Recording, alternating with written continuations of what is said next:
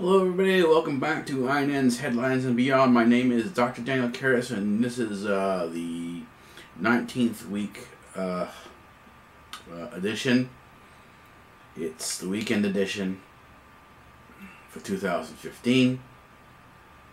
And with tonight's, we're going to get further into our discussion on liberals, and we're going to look at the background. And so we're going to talk about liberalism and the postmodernist society, or actually, in this case, postmodernist anarchy, because anarchy, if you want to look, wondering what, in looking at the anarchists on the news and seeing how they behave, understand that anarchy is a natural outgrowth of the postmodernist society, postmodernist views, and that this is indeed liberalism.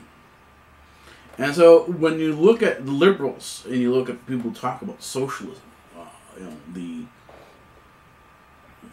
pluses, the benefits of socialism, what they're ignoring, what they're hiding, what they don't know about is the anarchy that is the reality of socialism. That socialism is now in a state of anarchy. That most of the experiments that sort of modernism was based on have completely failed.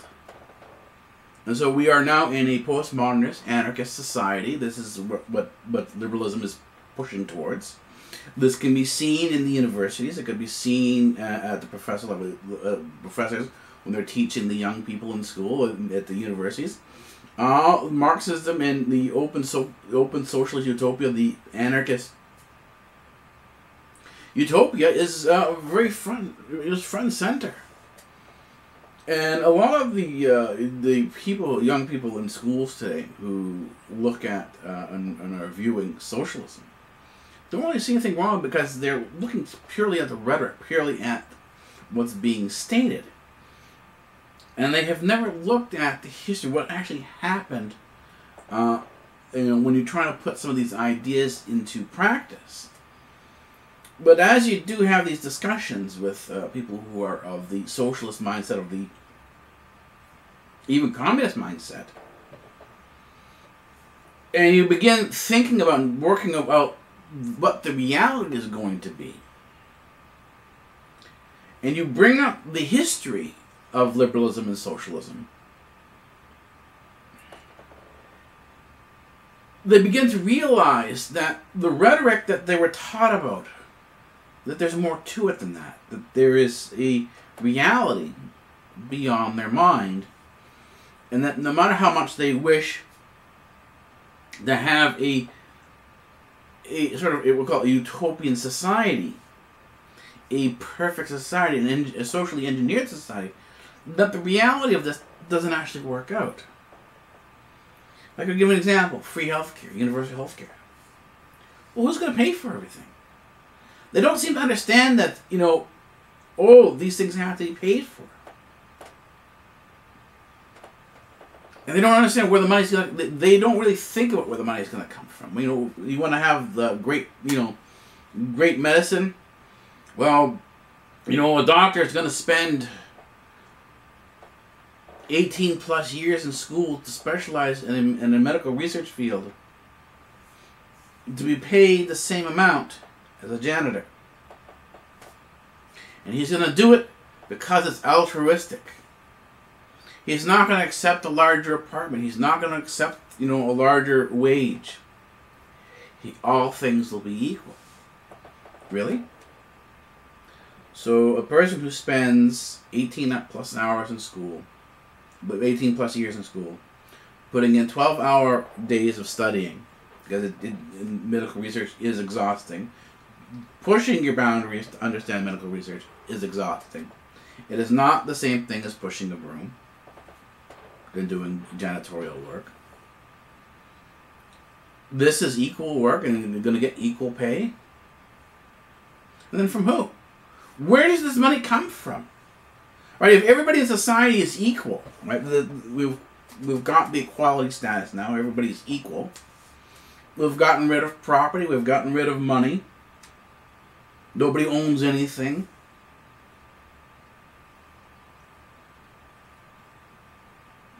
Where does this money come from? And when you start asking these questions, you start doing the examination, you begin to realize that there is a huge amount of information that is missing from the socialist rhetoric.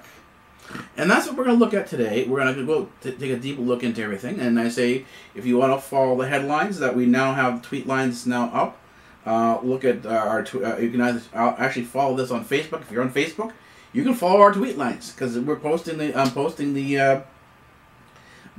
tweet lines to Facebook, so you can get there. If you're not following us on Twitter, but the information for Twitter is down below. It's in the description, so go ahead, take a look at that. The next thing that we're going to do is, as I said, we talked about before about taking your notes, doing your research here, doing your studying here, and that you have your base reading to do. This is basically George Orwell's 1984, Niccolo Machiavelli's The Prince. With this base reading, you will understand where a lot of the information is coming from, how what's going on in the world is actually has a historical context to it. It sits within his. This is not something that's brand new, and this gives you a better understanding of when you hear people talking about the New World Order and the Illuminati. Understand that this is not something that's new, that there have been New World Orders before, that New World Orders have failed. And they didn't succeed. Case in point would be the Soviet Union. Another New World Order would have been the Nazi regime. That's the Third Reich. That failed. And with these failures, you begin to realize that the New World Order is not something that's monolithic, that's eternal. That this is an engineered understanding, that this is a socialist construction. And when you look at what a socialist construction is, it's called a utopia. These are the social utopias, and they've tried these socialist utopias before, and they failed. So the question is, where next? And that's where you go next, is into recommended studies. The recommended studies are going to be, again, we have to look at our authors. Who are their authors? What have they written? What are the rest of their books like? And this means you have to do a study on George Orwell. You should be doing a study on Niccolo Machiavelli. If you really want to understand, again, this whole concept of modernism and postmodernism, the whole the view of liberalism, you have to go outside liberalism and look at somebody who is looking at liberalism from the outside perspective. And this is Fyodor Dostoevsky.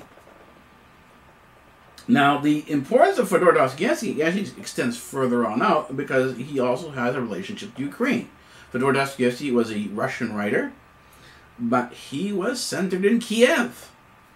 And this puts a whole new spin on the whole Russian conflict in Kiev and what's going on there, realizing that at one point in time, Kiev was part of Russia. Just the way that New York City was part of Russia, Kiev was at one point in time part of Russia. I mean, New York City is this is the way New York City is part of the United States. Imagine if New York City all of a sudden split off from the United States and it became its own independent state. And it can. In New York, that's the way states are. The whole concept behind the United States is that every state at some point in time had its own independence. It wasn't a federation. It wasn't based on that central control. So imagine at some point in time that you had New York break away. Well, this is what happens with Kiev. Kiev, at some point in time in Russia's history, broke away. That was basically around 1990. Broke away from Russia, and started to set up its own state. But the thing is, this was not an independent push. There were a lot of Europeans behind it, a lot of Westerners behind us who wanted to see this happen. So this is part of a longer thing, and you could go into the history with Fyodor Dostoevsky, doing a study on Fyodor Dostoevsky, you'll understand the nature of Kiev to Russia.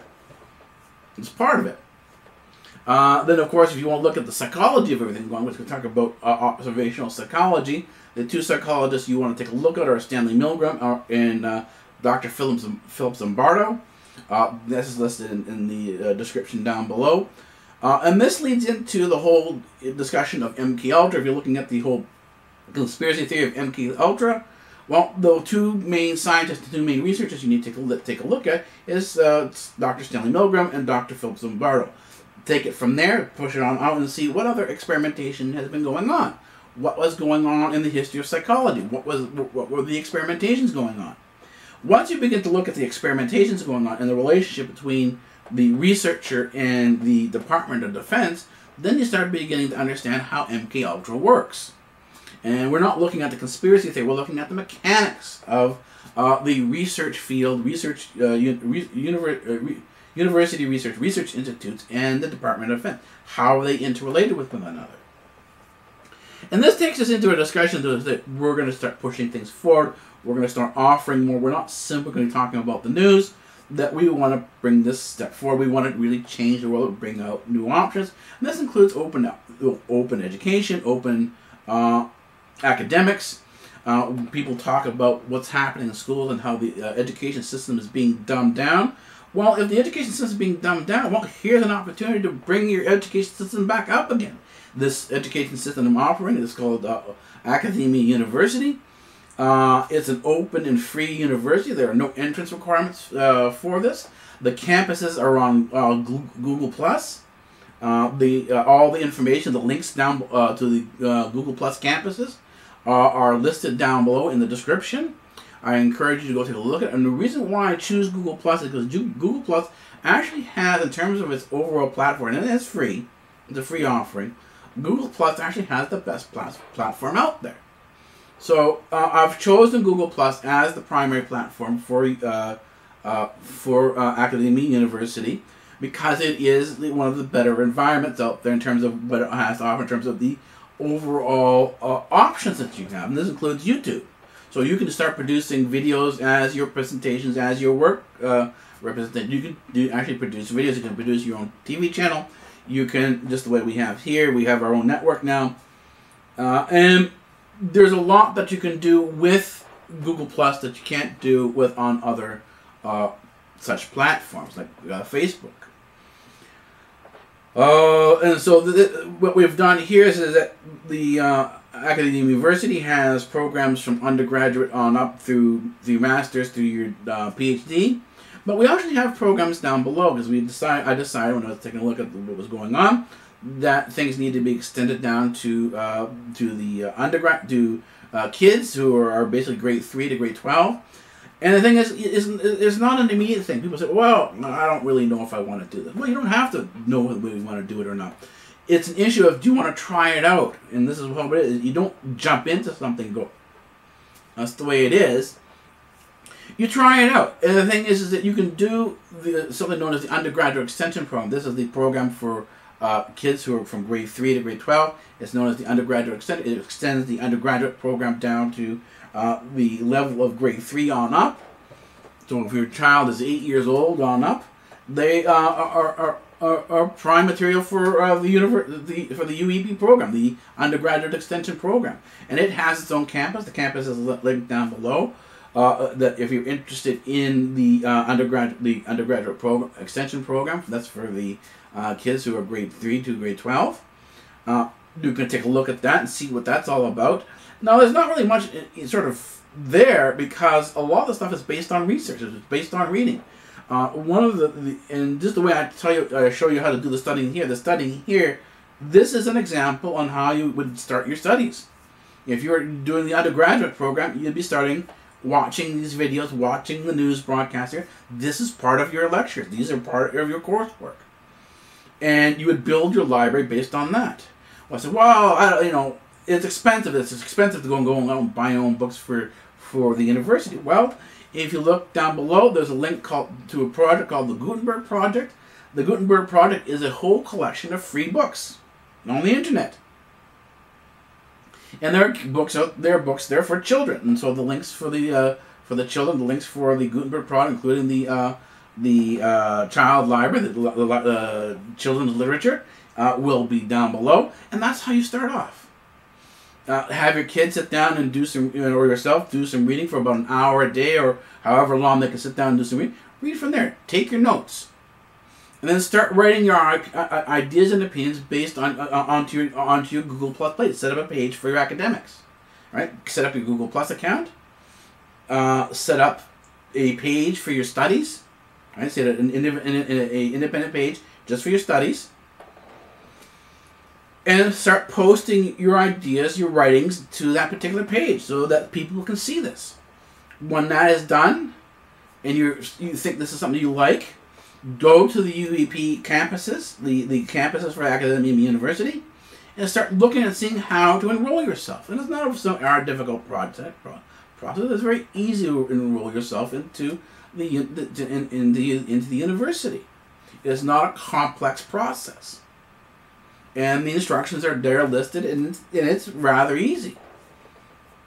And this is for both the UEP and for the undergraduate program. And there's no cost to it. There's absolutely no cost whatsoever. Anyways, when we come back on the other side, we are going to go dive deeper into the whole issue of liberalism and postmodern anarchy. We're going to go into the history of the stuff. We're going to go into the successes and the failures. And we're going to look at and see what ended up happening, what went wrong, why postmodern, why not modern. Anyways, on the other side. iNN, uncut, unedited, and real. We deal with issues that other networks won't. Hi, my name is Dr. Daniel Karras. I'm your host for Headlines and Beyond on iNN. If you like the show we're saying, I do not monetize my channel because there's a lot of copyright issues with this. It creates a lot of problems. So how do I make my money? Well, if you like this show, it's very simple. We do it the PBS format. I ask you for a donation, but I'm not going to ask you for a lot. Or, well, all you have to do is, if you have $1 or $2 in your pocket, take it out, put it in an envelope. I'll give you the address. It will be in the description of my channel. Go to the channel description, go to About, and you'll see the address to send the $1 or $2 that you send. All I'm asking for $1 or $2. If you got $1 or $2 in your pocket, stick it in an envelope. Send it to iNN. That's iNN. The address is 87 Telson Road. It's 87 Telson, T-E-L-S-O-N Road. That's in Markham, Ontario. Postal code is L3R184. And I thank you for your support. Alrighty. iNN, provoke, inform, and change. We deal with issues that other networks won't. Welcome back to the other side of our break. As I said, we want to get into the understanding of liberalism and postmodernism. And understanding how postmodernism, the basis for postmodernism is really anarchy and something called nihilism. It's a understanding of the world that everything in the world is simply concept. In other words, it's conceptual. And because it's conceptual, it's always subjective. And reality is not real. There's no reality in postmodernism. Things can be in whatever you want. Genders can, you look at the LGBT community, right? The lesbian, gay, bisexual, transgender, that's what it stands for, LGBTA. Lesbian, gay, bisexual, transgender. And you begin looking at the arguments that they're putting forward and where it comes from. What you begin to understand is that this is a postmodernist concept. That it's an idea that reality, there is no sexuality in gender. There's no, that gender is simply a concept. And because it's a concept, that all concepts are equal in their sense of reality. That they're equally true. That there is no one right or wrong. That all realities, all concepts are acceptable. This is the supposed view of anarchy. But what happens is you often, as you start looking into anarchy, looking into the postmodernist view, and you begin to see that they're split into camps, and they're not always accepting of one another's different views. And you do see this sort of grappling back and forth for the supremacy of idea, the supremacy of concept. And this is where you find in many cases that you talk about the esteem of your professor. The professors want their particular recognition. They want their awards. And this is why, in these postmodern societies, like you see in Hollywood, like you see in these academic and so-called intellectual environments, they have all these awards. So they have these cocktail parties, and the appearance to be seen socially is important. Well, why are all these things important in a society that's fundamentally anarchical and without rules, without order, without establishment. If our world is simply and purely conceptual, then why are these distinguishing these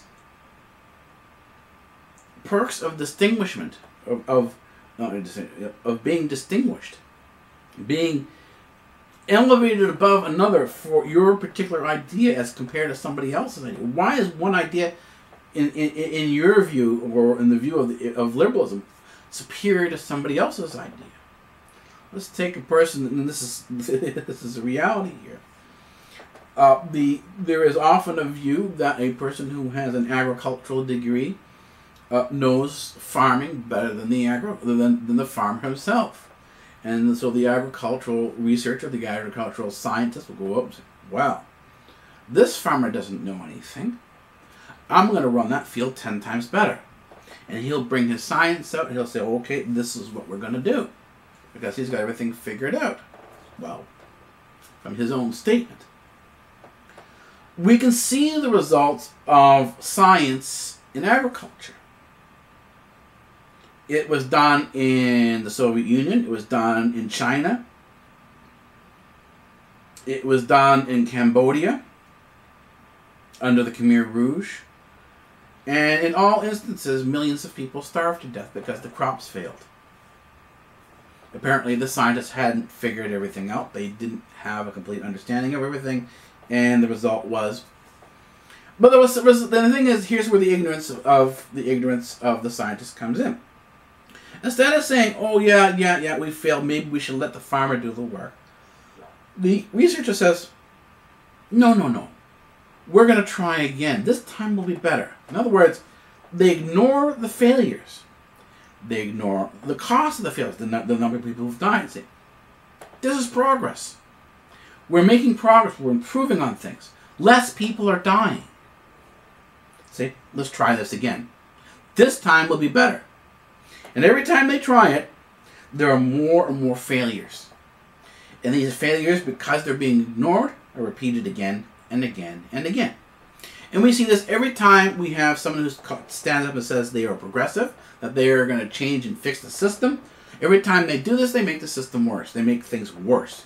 Things get worse. Poverty gets worse. And they never turn around and say, oh, this is my fault. I've made a mistake. It's always somebody else's fault or some other condition's fault. Something that made them fail. It's never their own fault. They're so proud of their own ideas, their own sense of self, their own self-esteem, that they will never turn around and admit and say, hey, this is my fault, I'm causing a problem here. And they will insist that their ideas are science. And so they will talk about, oh, this is science. Science is truth. And so all of modernism, all of liberalism is based on the truth of science. Well, let's go into the whole thing of science and the whole thing of truth. Let's go into the definition here. Let's do two definitions here. We need the definition of subjective and the definition of objective. Subjective actually has a definition of existing in the mind, belonging to the thinking subject rather than to the object of the thought. In other words, opposed to objective. In other words, this is something that comes from the mind. It comes from the person. It has the authority of a person. Let's say someone authorizes you and says, hey, this is, he says, the person says, I'm an expert. This is what's true. This is what the papacy did. The papacy had universities set up, schools of theology set up to determine what the truth was. And they just sat down and figured out what was true and was, from their perspective, what was true and what was not true. When the schools of socialism, when the socialist schools emerged from the Catholic universities, from the schools of theology, they did not get rid of the authorities, the state of authority. In other words, the state of authority was kept. The subjective nature of authorized thought was kept. Simply, God was thrown out. In other words, all they did was get rid of God. The structure of the university was maintained. The structure of the theological school was maintained. This is the basis of modern academics. This is the basis of modern intellectualism. This is the basis of all modern universities today. It borrows from the Catholic theological thought of supreme and authorized thought. That thoughts and ideas, philosophies need to be authorized. Then, in other words, they're subjective. They're subjective to the human mind. Science was to say, oh no, this is not true. That there is a reality outside of the human mind. That there is a objective view of things. And objective means, and it has two definitions here we're going to take a look at. Objective has of or relating to something that can be known, or something that is an object or part of an object existing independent of thought or the mind or of the observer's or of the observer. In other words, I have a thought. I have an understanding. This object needs to stand outside my reality. Let's give me an example here. This is a lens cap here. This lens cap doesn't exist because I exist. This lens cap exists even if if I weren't here. This lens cap would still exist. It wouldn't necessarily be here with me, but this lens cap would indeed exist. And this is an object. This is objective reality here. And let's go back into this and let's take a look at the LGBTA. The LGBTA says everything that gender, that sexuality is a concept, and it's not real. In other words, they simply start now. They're beginning to ignore biology. They're beginning to ignore their own stuff. So what happened? Why this ignorance of their own? They say, oh, science is reality, science is truth, and all of a sudden they turn around and say, well, no, science is not reality, science is not truth. Everything is subjective. Everything is a concept, and so LGBT is okay. And this is their reasoning. This is the philosophy behind LGBTA, between the lesbian, gay, and transgender community. It's about that everything is simply a concept, and that because everything is a concept, you cannot restrict somebody from having a conceptual view of the world. That all views are equal. Ironically enough, this is actually echoed by the papacy. When you see them having this sort of universal prayer where everyone is together praying, they have some of these so-called ecumenical prayers, these ecumenical meetings between the Pope and all these faith leaders, and they're having this one this one in a stadium. They're having one massive prayer of all these different groups together. Well, that's actually postmodernism. It's stating that it doesn't matter what you believe as long as you believe in something. This is postmodernism. It's anarchy. It's anything goes.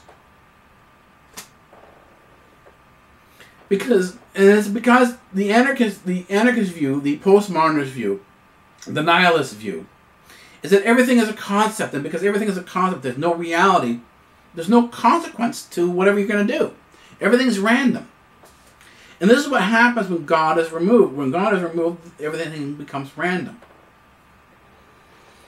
And they were never really able to sort of start pinning things down. They try to pin things down. They try to create this very neat, organized world in science. This is why you have the categorizations in biology. You have all these different orders and species and stuff like that. The reason why they cataloged all the species is because they were looking for a particular order. The problem is the order was never found. When they attempt to go back in evolution and prove evolution, they go back into the sort of fossil evidence.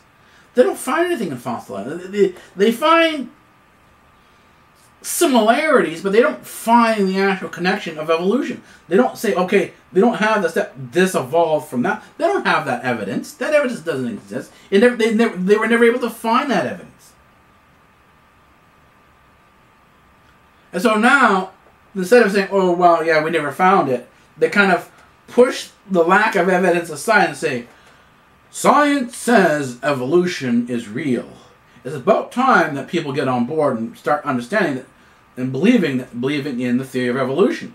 Well, why believing in the theory of evolution if science is supposed to be objective and not of the mind, it's supposed to be reality? Then there's nothing to believe in because you can see it. It can be observed. There is no need for a statement of faith. Believing in something is a statement of faith. It's a religion. That's what religion is. By definition, a religion is a belief in something and how you practice it. That's religion. So is science a religion that you believe in? You need to believe in global warming. You need to believe in climate change. Really? Where's the science? Where's the objectiveness? And what you see over and over again in postmodernism, you see the collapse of science. You see the collapse of modernism. And when did modernism end? 1945. What happened in 1945? Well, you had a number of things going on. You had, from basically the 1900s, from 1800s to early 1800s to 1945, you had two fundamental experiments going on. And they really began in the 1900s. First, you had the Soviet Union, the creation of communism, and then you also had the creation of the Nazis. The Nazis were both Nazis and the communists were socialists. You have these uprisings, you have these revolutions, and you have the attempt to create and engineer a perfect society. They try to start creating these utopias. But one by one, all the utopias that they tried failed. You had, in 1945, the Nazi utopia failed. In 1990, the socialist utopia, the communist utopia, failed. And it failed spectacularly. We see in both China and wherever you have the communist utopia, we saw the number of people who starved it. We saw that these people could not feed themselves. That the great science that was supposed to take over agriculture and do things better than the lowly peasant failed to do so. They weren't able to produce a better environment. And so we see the failures of the NWO. We see the failures of these utopias. And in many cases, we see the failures of the Illuminati, who thought these things, these socialist utopias, were a good idea. They didn't work. But this is ignored. And all of a sudden now, this will happen in 1945, you had the atomic bomb. Again, something that was not predicted by the scientists, was not predicted by the academics, something that was thought not to be possible by the academics. Occurring, becoming visible. That was it. That was the end of the modern society. And what began in 1945 was the postmodern society, that everything is a concept, that reality doesn't exist. And today we are living in a postmodern world because in the modern world, modern science, ended in 1945. When we come back, the academics try to revive over and over again the dead body of modernism. This is what we see in the universities. On the other side. iNN, uncut, unedited, and real. We deal with issues that other networks won't. Hi, my name is Dr. Daniel Karras. I'm your host for Headlines and Beyond on iNN. If you like the show we're saying, I do not monetize my channel because there's a lot of copyright issues with this. It creates a lot of problems. So how do I make my money? Well, if you like this show, it's very simple. We do it the PBS format. I ask you for a donation, but I'm not going to ask you for a lot. Or, well, all you have to do is, if you have $1 or $2 in your pocket, take it out, put it in an envelope. I'll give you the address. It will be in the description of my channel. Go to the channel description, go to About, and you'll see the address to send the $1 or $2 that you send. All I'm asking for $1 or $2. If you got $1 or $2 in your pocket, stick it in an envelope. Send it to iNN. That's iNN. The address is 87 Telson Road. It's 87 Telson, Telson Road. That's in Markham, Ontario. Postal code is L3R184. And I thank you for your support. Alrighty. iNN, promote, inform, and change. We deal with issues that other networks won't. When you're fatally optimistic and you blind yourself to reality, this is ignorance. Because you're ignoring what's in front of you. You're ignoring the reality in front of you. And this can be equally said of academics, who continuously being fatally optimistic and completely ignorant of reality, attempt to revive modernism over and over again. In other words, instead of saying, oh, we failed, they say, next time will be different, next time will be better. And this is what we're seeing, we've seen from 1990 on with Clinton, with the Democrats, with the Progressive Party. We've seen this actually even from the 1960s. We see this continuous revival of modernism, or an attempt of revival of modernism, only to have it fail, and anarchy and postmodernism emerge. It's in the architecture. You look at postmodernist architecture. There is postmodernist art. Go look at postmodernist architecture. Go look at postmodernist art. What is postmodernist art? It's this whole take a can of paint, splatter it on a wall or whatever, and that's postmodernism, because, well, you can't define what beauty is. You can't define what art is. It's open. It's a concept.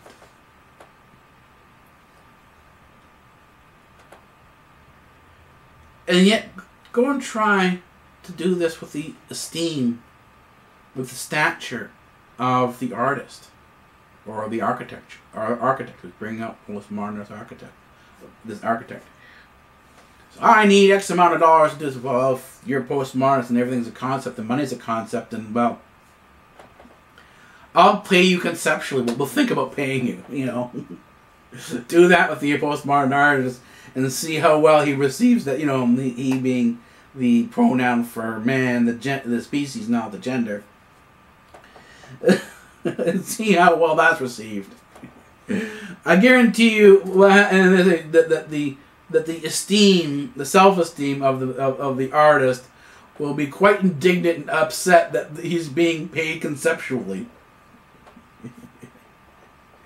You know, and then there's the whole thing when you talk about authority, you know, law, and this is what's happening. You know, when these philosophies come forward, and you have the failures of the academics, what you end up seeing is you start seeing an arbitrary law. Law starts to fall apart. Why? Because everything's a concept. Then, well, murder's a concept, and so now you can start to find the lines where murder is. Well, a fetus is not really a baby. It's not really human. So, well, it's not murder then. Yeah, it has a heartbeat. Yes, it has a brain. Yes, you have brain waves with a fetus. Yes, it is a baby. It's just simply within the woman's womb. But as long as you shut your eyes and don't listen to the heartbeat, don't look at the brain waves, it's not alive. It's a fetus. It's not a baby, and, well, it's no longer murder.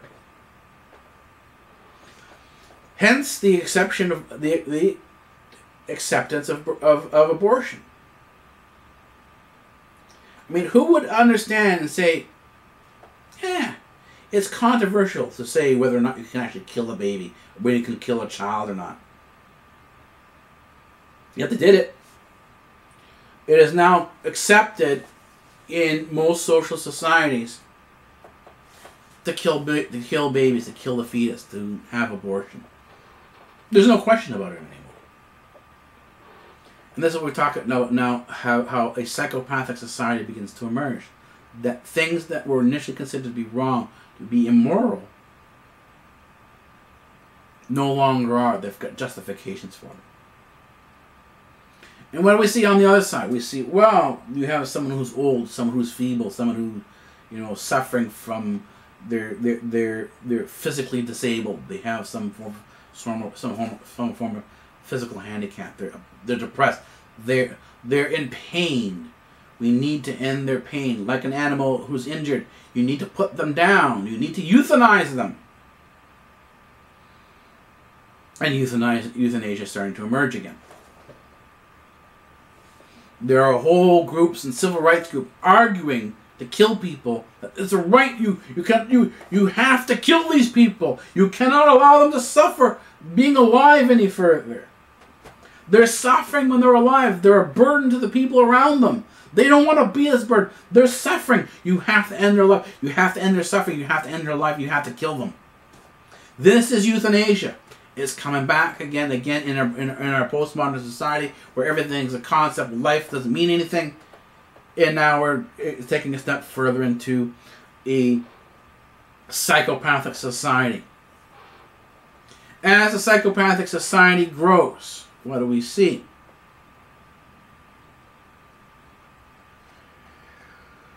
We see articles appearing in the newspaper. We have it all wrong when it comes to pedophilia. Pedophilia is not a choice. Pedophilia, a pedophile is born that way. This is a natural instinct that we have a sexual relationship with a child. Why? Why is this a civil liberty? Because all human beings are sexual beings. We are born to be sexual beings. This is a concept. This is why you have LGBTA, which is a sexual orientation. It doesn't matter because it's a concept. It does no, this concept of open sexuality does no harm, as they can see, to the child. It doesn't matter if they're depressed. It doesn't matter if they slit their wrists. It doesn't matter if they're significantly depressed.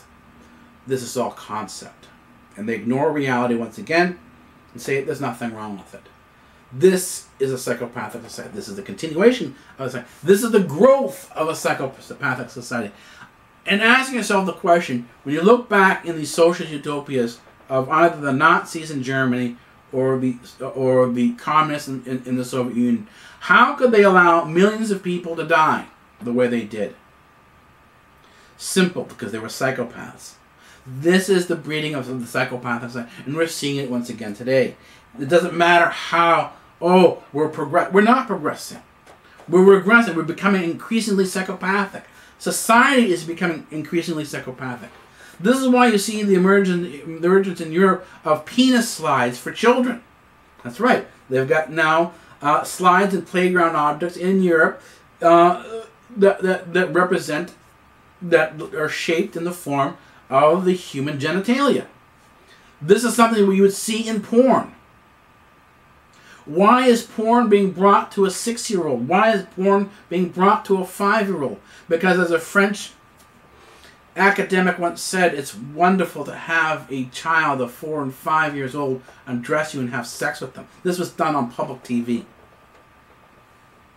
I saw the footage myself. This is acceptable as for sexual beings. This is acceptable in a social society that has emerged in Europe.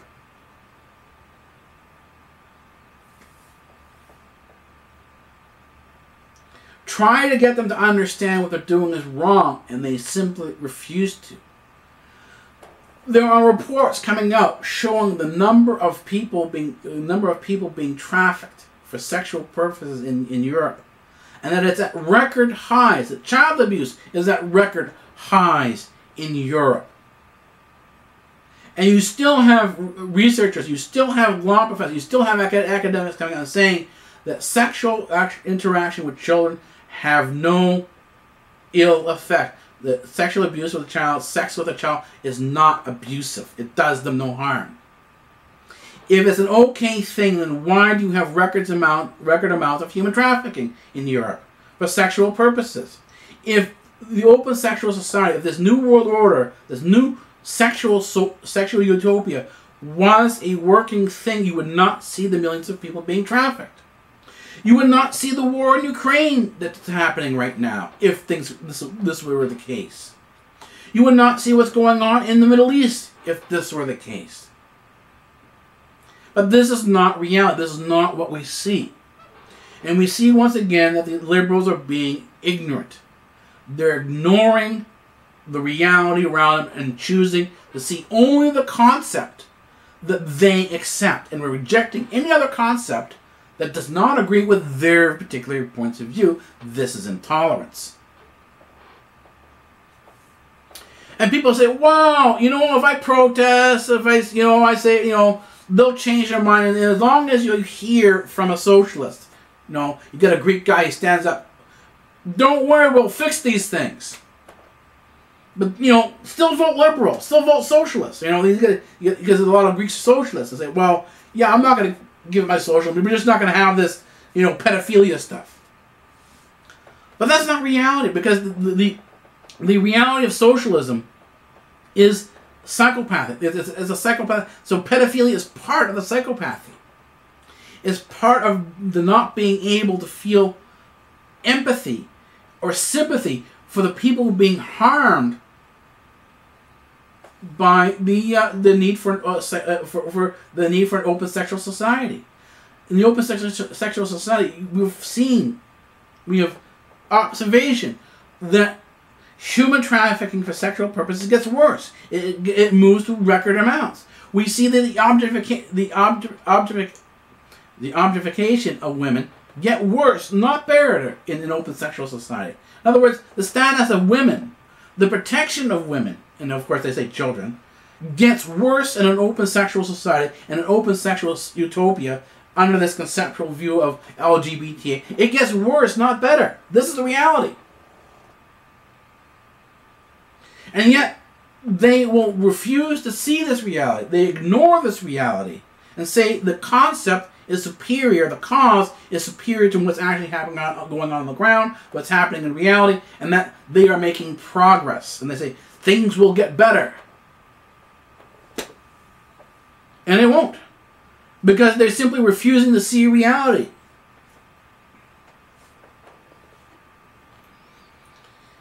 And in statistics, again, the reports from Europe into the United States under socialism, poverty is getting worse. The number of people going to food banks is getting worse. The number of people being raped is getting worse. The number of children being abused is being worse. The number of people being trafficked for sexual purposes is getting worse. This is the socialist reality. And the only way to get rid of socialism, the only way to deal with socialism is to get rid of socialism. You have to vote it out of office. If you vote for socialism who says, oh, don't worry, we'll change, and their record has not changed. These people believe in that they can say anything because it's all concept. If someone believes it's all concept, then they can say anything and not have to do anything about it. They go, oh, as long as they get reelected again, there's no issue. And then people turn around and say, well, you know, everybody's all bad. Even Stephen Harper, he's an idiot. Look at Doug Ford. Okay, really? Are all these politicians equal? Yes, they all have particular problems, but are they all equal? Well, let's take a look at Senator Ted Stevens in the United States here. He was a senator from Alaska. He had a great career. He actually was able. He was one of the people who worked with Eisenhower, with the president of the United States, to create the state of Alaska. He actually created the state of Alaska. Well, what happened? 2008, when the socialists came up again, they started electing their own judges. You said, well, don't worry, the Democratic judges, these socialist judges, they're not going to do anything. They're not going to bring any harm to the United States. So in 2008, someone accused Senator Stevens of being corrupt. They ran an investigation and they found him guilty. And shortly after being found guilty of corruption, a Democrat took a seat in Alaska. They won the election. After the election, when they went back to the sentencing phase, what was happening is that they went back and did a probe into the actual prosecution and found that there was massive, this is a statement, gross prosecutorial misconduct. Gross prosecutorial misconduct. In other words, the prosecutor was lying.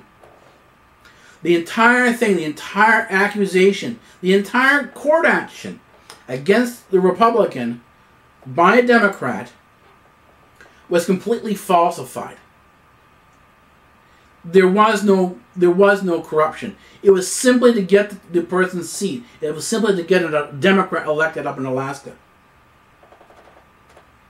This is how the Democrats view Republicans.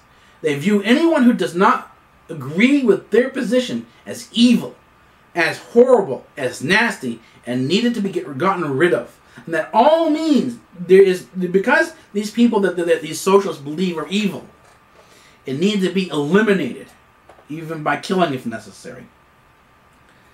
Then the ends justify the means. There is no right and no wrong, and you can actually go out and take the person out by any means needed in order to achieve your objective. This actually sounds a lot like Doug Ford here. what they did to the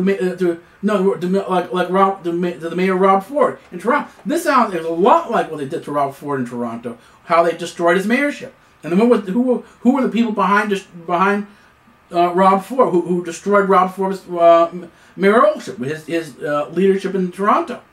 The unions, the socialists. Here we see it again. On the other side, when we come back, because we do now have to take a break again, we're going to look and see what happens with a Democrat. What happens on the left side? Is the same thing actually happening on the left? iNN, uncut, unedited, and real. We deal with issues that other networks won't. Hi, my name is Dr. Daniel Karras. I'm your host for Headlines and Beyond on iNN. If you like the show we're seeing, I do not monetize my channel because there's a lot of copyright issues with this. It creates a lot of problems. So how do I make my money? Well, if you like this show, it's very simple. We do it the PBS format. I ask you for a donation, but I'm not going to ask you for a lot.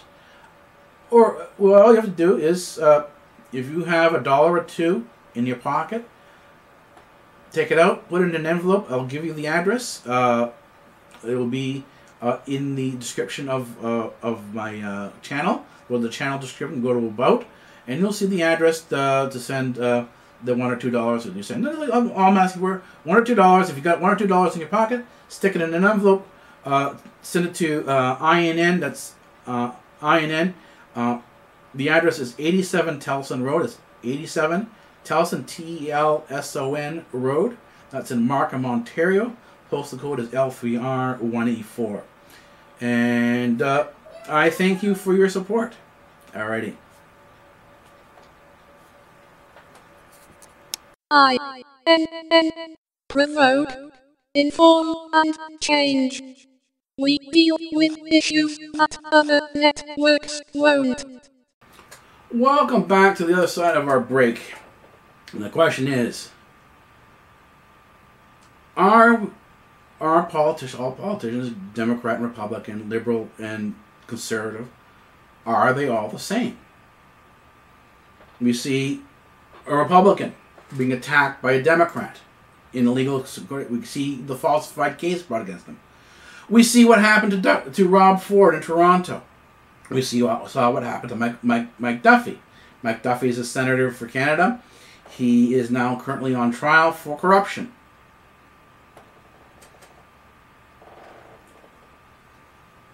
Let's take a look at the Democrat side. Let's take a look at the socialist side of things.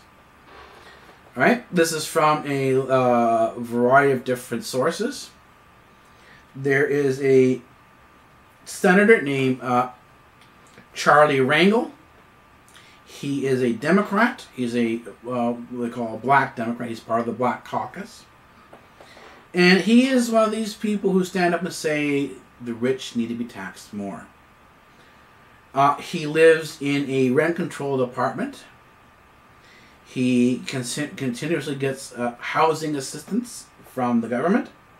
So he's basically getting, in addition to getting his salary as a senator, he's receiving a pension from the government. He's receiving a financial assistance. He's receiving welfare from the government. So he's a poor black person, right? Well, it turned out that as they began looking into his background and seeing what he had financially, that, he is not exactly poor. That in 1987 he purchased a rental income property in a nice yacht club in the Dominican Republic, in the Dominican Republic, and that this was not a substandard rental property, but a substantial, that it was prime real estate, and that is booked year round.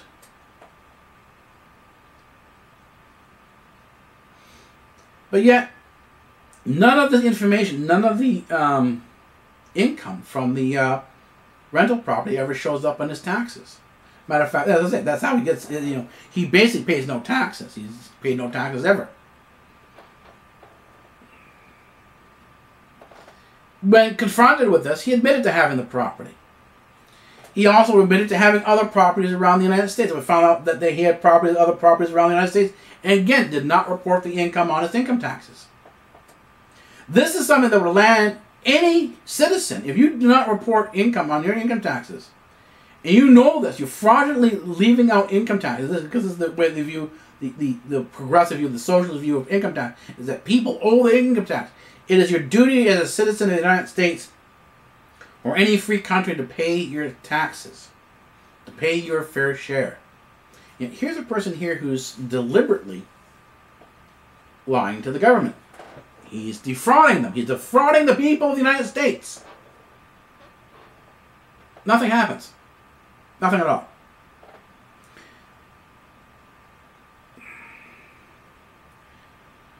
McDuffie has, I think it was $34,000 worth of misconduct in his trial, and he's on trial for this. He's actually in court. There's a case going on. You can follow this in the news, mainstream media. Kathleen Wynne was part of a multi-billion-dollar fraud scheme that involved the cancellation of gas contract in order to win a election.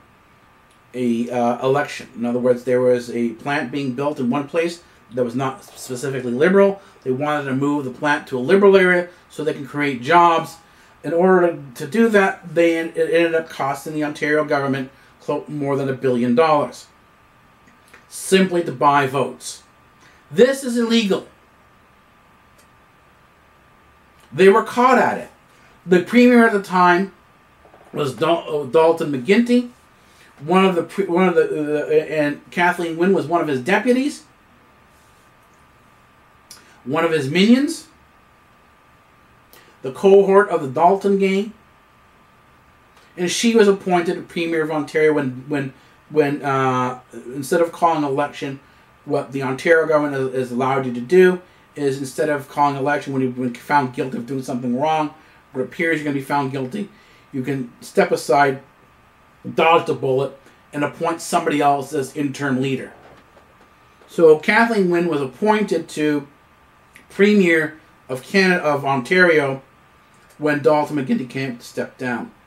As newspapers, as whistleblowers came forward revealing more and more fraud from the Wynne government, more and more fraud from the Liberal government, with Wynne and Dalton McGuinty, no charges have been laid. So when you have a conservative like McDuffie, $300,000 is a big deal. He should go to jail. When it's a liberal, it's a socialist, and it's billions of dollars, no problem. Same thing here we see in the United States. You have a conservative, falsified charges of corruption, loses his seat to a Democrat, loses his privileges to a Democrat. The Democrat, who always cries foul, who always say things are not fair, has repeatedly lied to the government, is now a full-on landlord. He's not a poor black person. It's clear that he lied to the IRS. It's clear that he's falsified his taxes. Nothing happens. Oh, he's a poor black person. Just leave him alone. We owe it to him. You know, he does not have white privilege. This is socialism. This is the reality of socialism. And you will have people from the left continuously excusing the behavior of the left leaders. They'll excuse the behaviors of the unionists, of the union leaders. They will not look at or even ask to see the income of the union leaders. Even though if you were president of a corporation, you have to reveal. If you're president of a corporation, you have to have your financial records as public record. The unions don't have to do that. Unions do not have to have any taxes filed. They do not have to have their public records open. You know, the unions cannot have their public records open to the public. So if you're a person investigating a union, you cannot go and see their tax records. You can't see their tax reports. You cannot see their financial records. There are no financial records for a union. They're kept private. Not for a corporation. Yet, what happens? The people, and the union people, the members of the union, the left, the socialists, accept this. No problem. It's a problem when a corporation, when the president of a corporation shows up in a limousine, but it's not a problem when the president and the head of a union shows up in a limousine. You have rock and roll musicians who are making millions of dollars flying in on corporate jets for a Save the Earth Day concert and ending poverty now. No problem. They look like us. Have a corporation and a corporate exhibit. Oh, God, no. This is social ignorance. This is the ignorance of the left. They convince themselves that they're doing good, that this is the right thing to do, and they refuse to see anything else. So the question is, where do you stand on this? Are you going to bury your head in the sand and say, and ignore what's going on the left, say that everything is all bad? Or you're going to start realizing, hey, there's an option here to repair this stuff, that the conservatives are not as bad as they're being painted out to be, that there is a lot of lying going on by the liberal left. And that for all the faults that the Republicans have, or for all the faults that the conservatives have, they're not as bad as the social left. And that liberals, the NDP, the Democrats, have all signed on to socialism on the left. They've all signed on to communism. They're living in this postmodern society. They are about anarchy. They're all about nihilism. They grow psychopathy. They grow the psychopathic society. They are involved in pedophilia. They think pedophilia is okay. They don't have a problem with pedophilia. And the thing is, you're not going to convince these people. You're not going to be able to say anything to these people. Why can't they see it? Because they don't want to see what the reality is. They want their concepts. They only look at this concept, and they will never admit to what's wrong. So at that point in time, there's no other option but to walk away. And that's why I have the university, Academia University. It's an open, free university. Walk away from it and get to the university and go there. Forget about these other universities. Other universities like U of T, Queens, that are standard, that teach social, that are bastions of social, that are bastions of academics. And these academics never developed anything. The computer revolution the computer revolution for the PC did not come from a university. It occurred in the garage of Steve Jobs and Steve Wozniak. Apple Computer brought in the personal computer. They're the ones that did it in their garage. Same thing with Microsoft. Microsoft did not start in a major university. Microsoft started in a garage. Much of the development that goes on in the computer industry with the open source does not occur within a university. It's done by individual people who have interests in working on computers. These are the so-called hobbyists. This is the reality. This was the reality when Einstein developed his theory of relativity. Everyone goes, "Oh, Einstein, he's a genius." Well, he developed his genius work as a patent clerk in Switzerland. The universities recognized him and pat him on the back after people began to realize that he was a genius. So here's a guy, people starting to recognize him as he's a genius. His academics walk up, stand up behind him. "Oh yes, we were with him all along." This is the university. If you go back and do a study on Sir Isaac Newton, look at his history, look at his personal background. You'll see the same thing, that the universities accepted him after people started saying, he's a genius. Look at the work he's done. It's time to walk away. It's time to start voting these liberals, these socialists out of office.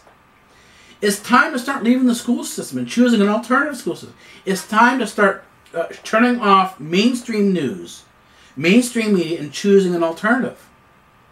And I'm providing with this alternative. This is the beginning of a new alternative. This is a way that you can start turning your TV up. Get rid of your cable box. Go with an Android TV because you can watch this on YouTube. You do not need your cable box to watch YouTube.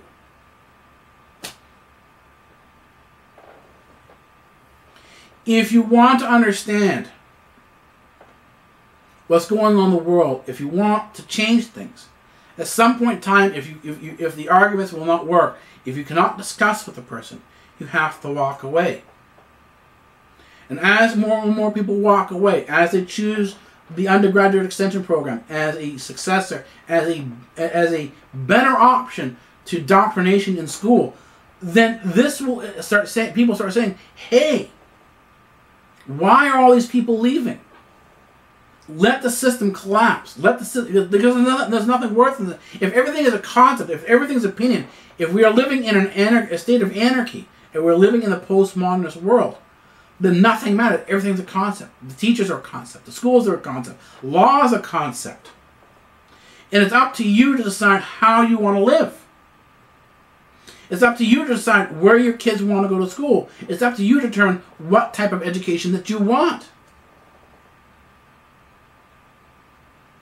And there are choices that you can indeed make if this is what you want.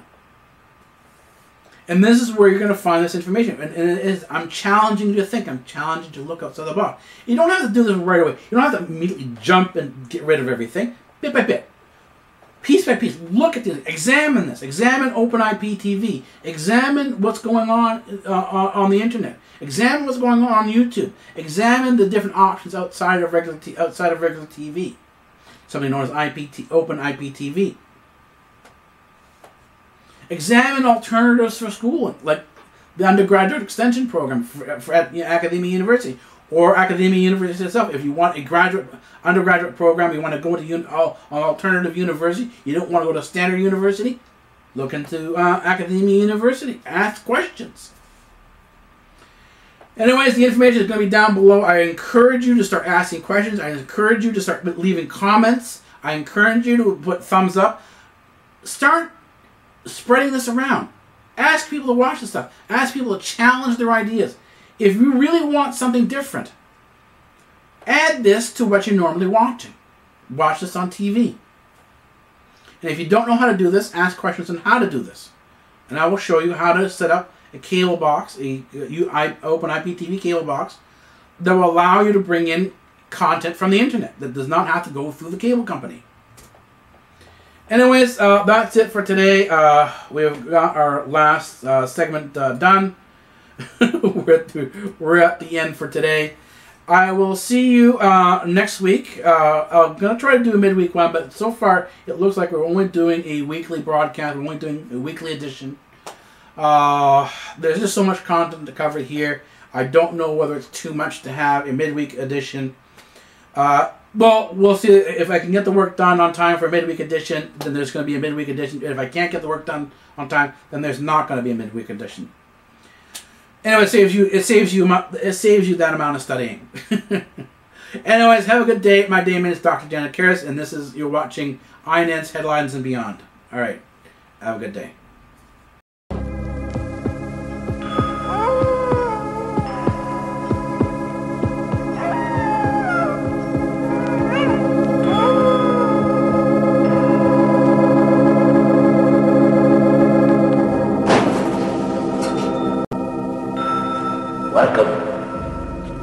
Welcome to the library, and I am the librarian.